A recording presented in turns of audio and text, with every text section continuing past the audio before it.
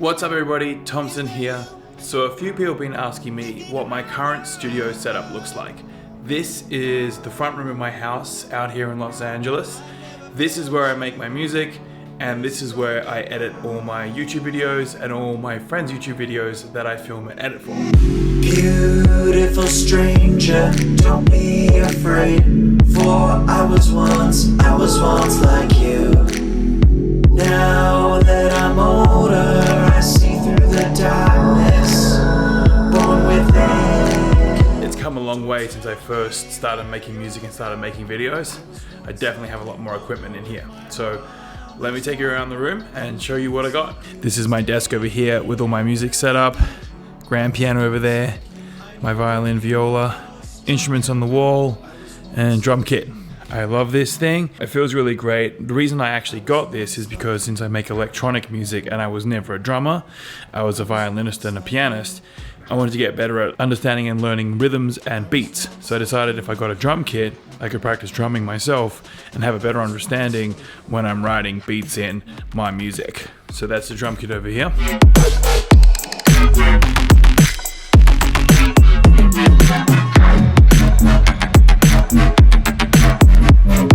So sitting on the couch, I have my violin and my viola. My violin was actually made in 1912 in Europe, and I got it from one of my cousins about 20 years ago, just before he passed away. And my viola was made in Australia in 1985. On the wall, I have my ESP electric guitar from my favorite guitar player, Alexi Laiho, from the band Children of Bodom. You can actually see sickles inlaid like the Grim Reaper has in the fretboard. And then the hand holding it up, these are made from a maker out of Detroit. They're super cool. This is a zombie hand over here and a skeleton hand over here. And the skeleton hand is holding my electric violin by Yamaha.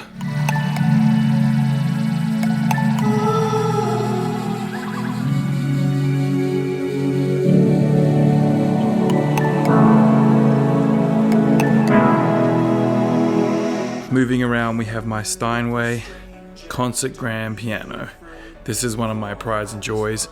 Instead of forking over a lot of money for a car, I forked over a lot of money for a good piano. So if you know a lot about pianos, you'll know that Steinway makes one of the best pianos in the world, and this is definitely one of my prides and joys. I love sitting down and playing this piano. Then on top of the fireplace, I have some of my favorite composers of all time.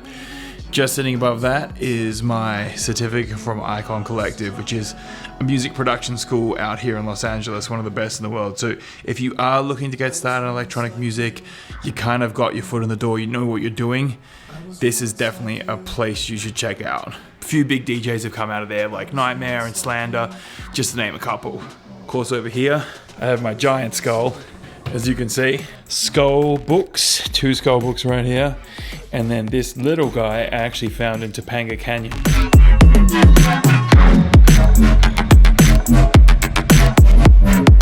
Right next to that is my Sigma guitar. It's just a nice little cheap guitar. I picked this up on Craigslist for I think about $200. So moving from that corner over there to my desk setup. I have a 4K Samsung monitor here, which I have hooked up to my MacBook Pro.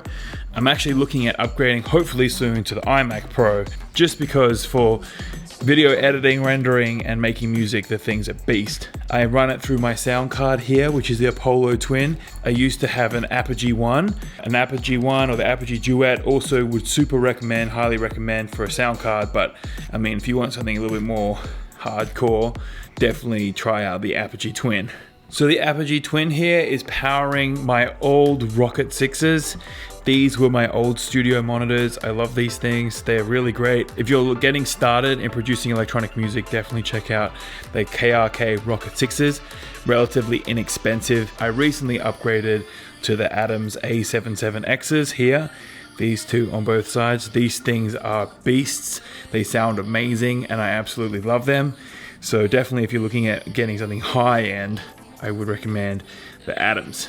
The cool thing about having the Apollo is I can go between these two speakers really quickly when I'm making a mix to see how they sound on different monitors. The KRKs also are still hooked up to the big sub down here, which I actually have a kill switch for, which is really, really useful. When you're making music, you don't always want to hear a crazy, super loud bass.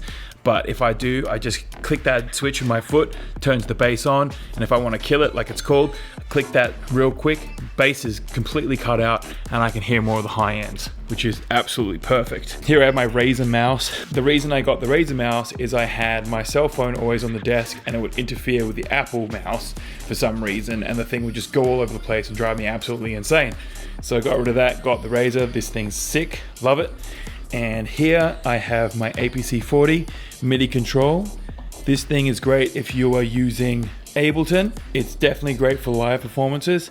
I use Ableton and Logic. As you can see, this project right here, this is a Logic project, but I go between both of them. So I have this sitting on my desk here. 5 terabyte hard drive, always need hard drive space. Got a few more hard drives laying around. Now we come over here to my MIDI controller.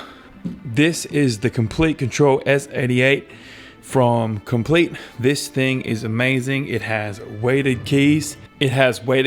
Which feels fantastic because as a piano player, going from the Steinway over there, when I want to write MIDI into my computer, when I press this down, it feels exactly like a real keyboard. I used to have an M audio controller.